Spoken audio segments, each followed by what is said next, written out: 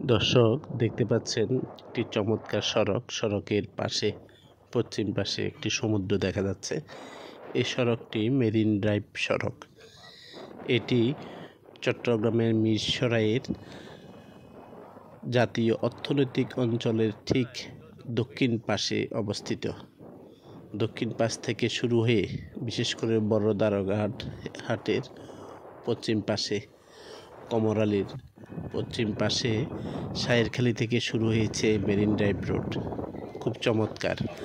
পূর্ব পাশে আছে খুব সুন্দর ঘন ম্যানগ্রোভ বনাঞ্চল। পশ্চিমেও আছে একটু বিভিন্ন গাছপালা দেখা যাচ্ছে, এই যে পশ্চিমেও আছে পূর্বেও আছে। তবে পূর্ব পাশে এই যে বন গাছপালা দেখা যাচ্ছে, এগুলি সব জাতীয় অর্থনৈতিক অঞ্চলের আওতাভুক্ত। এখানে সব বিভিন্ন ধরনের বড় বড় ইন্ডাস্ট্রিগুলি তাদের কলকারখানাগুলো করবে। প্রায় 30,000 একর জমি এই যে জাতীয় অর্থনৈতিক অঞ্চলের আওতাধীন। এখান থেকেই শুরু। এটি মিরসরাইয়ের দক্ষিণ প্রান্ত থেকে শুরু হয়ে ঠিক পুরো উপজেলার উত্তরের শেষ প্রান্ত হয়ে ফেনী জেলা পর্যন্ত পৌঁছে গেছে মিরসরাই যে জাতীয় অর্থনৈতিক অঞ্চলের অংশটি। এটি মূলত মিরসরাই উপজেলার উপকূলীয় অঞ্চলে গঠিত হয়েছে।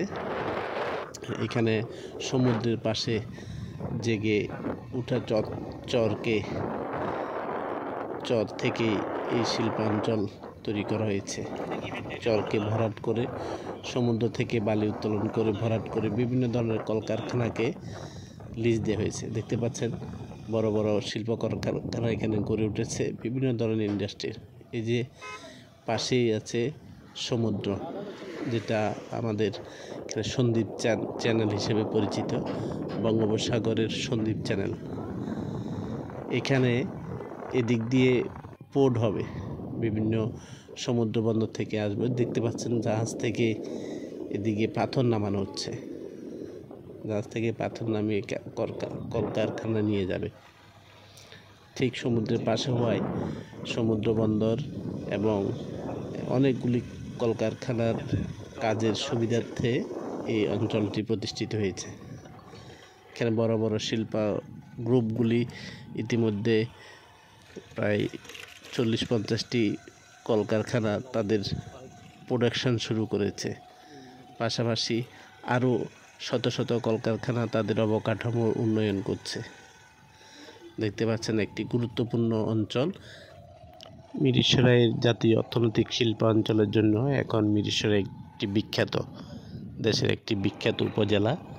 যেহেতু বিশ্বের বড় বড় কলকারখানাগুলি এখানে প্রতিষ্ঠিত হচ্ছে, এখান থেকে জাতীয় অর্থনীতির নতুন মাত্রা তৈরি হবে, তাই এটি অনেকই গুরুত্বপূর্ণ। যে এলাকায় চরে মহিষ চড়ত, এখন সে এলাকায় শিল্প কলকারখানা উন্নয়নের দিকে এগিয়ে যাচ্ছে মিরসরাই এবং সারা বাংলাদেশ। ধন্যবাদ।